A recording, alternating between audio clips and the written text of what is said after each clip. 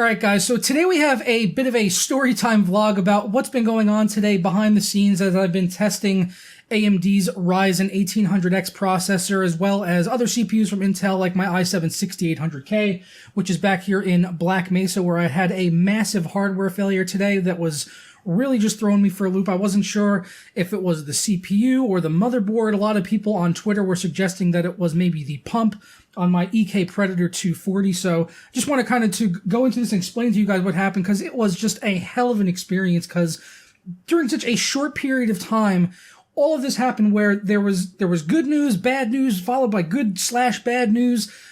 So like first what happened was I was testing at stock settings on my 6800K because I want to do some comparisons with stock settings versus overclock settings for my Ryzen review. So I had tested at stock settings, but I didn't have a saved profile for my overclock. I had just never saved it. So I just quickly let the AI suite from Asus kind of take over from my X99 motherboard, which does an auto overclocking thing. So I just set the ratio to 4.3 gigahertz, which was I had it before, and I let it run its stress testing, which automatically adjusts the voltages, and it actually set it to 1.375 volts, which is much higher than what I had it before, which was, I believe, 1.35. So I was planning on to adjust it, honestly, but it wasn't causing any issues as far as my temperatures were concerned. So I was like, okay, I'll just, kind of leave it for now and see what happens. So I went back to testing, and I was benchmarking on the overclock 6800K and Rainbow Six Siege, when the whole system just completely locked up. And then when I tried to boot it, I was getting a CPU temperature error in the BIOS. It was just sitting at 88 degrees Celsius, if it would even boot into the BIOS at all. So I was like, holy shit, something happened with those high voltages from the Asus motherboard that fried my CPU or fried my motherboard.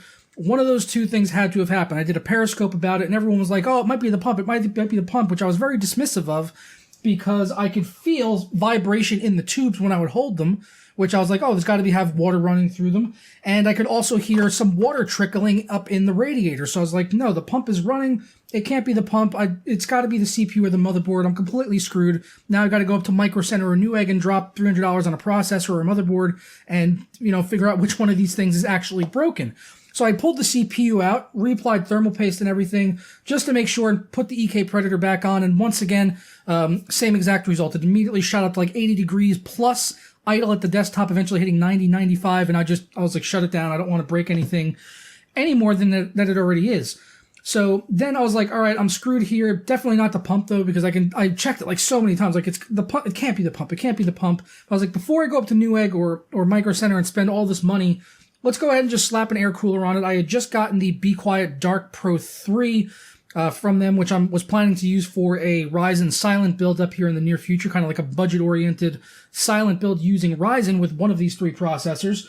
So I slapped that on there, and immediately at the desktop, I was sitting idle at like 29 degrees Celsius, and I was just like, I guess it was the pump. I guess people were right.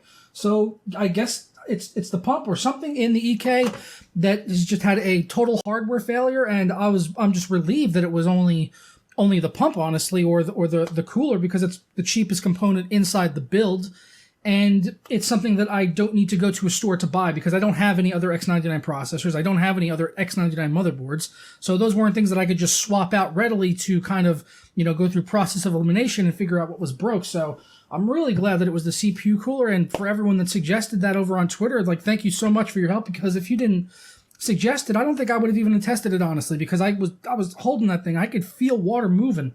So I'm really not too sure what was happened. And to throw into all of that confusion that was happening at the same time, right after this happened with the PC, I was walking out of my room, and I find a FedEx package sitting on the floor under a pile of clothes that someone had put there, I guess over the weekend when I was out. They just slid the package in and then piled clothes on it on top later, so I didn't see it until today.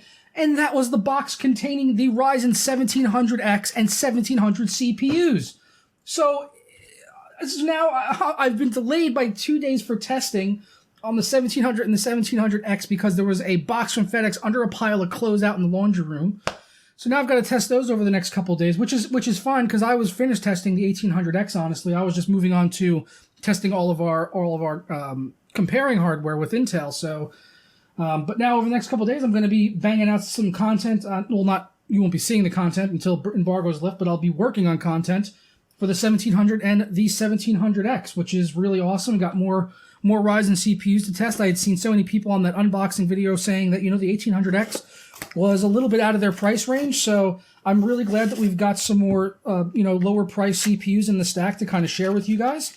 And yeah, I haven't even taken these out of the box yet, but everything looks good. Here's the 1700 right there. We got the sticker and everything. I heard Paul didn't get a sticker. I saw his unboxing. He did not get a sticker. I am very sorry, Paul. If you didn't get them in any of your other boxes for whatever reason, if you really got bad luck on the stickers, then if you really want one, I could send you one. I've got a couple extra now at this point, so I'm sorry. But yeah, if you need one, Paul, let me know. But here's 1700X as well. Didn't get a stock cooler with any of these CPUs actually. I had been expecting the 1800X and the 1700X not to include them because they were the higher end ones, but the 1700 didn't come with one either. But I'm not sure if that's entirely just because it's the review samples or if the retail samples on the 1700 won't have a stock cooler either. But I'm pretty sure it's supposed to have the Wraith Spire cooler. I'm not sure if that was from a leak prior to all of this happening, because I remember covering that. In one of our leak stories, I think, or it might have been the details video. I honestly, so much has happened with the leaks combined with information that's actually come out from AMD that it's kind of hard in my brain right now to kind of separate the two and figure out what is what. But I guess, you know, the summary of all of this is I'm just glad that everything is running now, working okay. So I'm gonna get back into that after I throw this quick edit for you guys on this video, which I hope you enjoy. Just a little kind of behind the scenes thing where, yeah, I almost thought my PC was entirely dead, but thankfully it's back up and running, and we've got more Ryzen processors to test. So I guess at the end of it, after about 2 hours of complete hell, we come out of it with some good news. So awesome! It's great news. Yeah, so hopefully just Ryzen reviews, I guess, hopefully just a few days away now for you guys, and I know you guys are pumped for them. We got a really good feedback on that video yesterday, so hope you guys enjoyed this little, like, story time vlog. It's just that I just wanted to kind of throw out there for you guys and give you a behind-the-scenes thing, like I said, about 3 or 4 times now, I think. So I'm going to go ahead and get on out of here, guys, and I will catch you next time. Sure.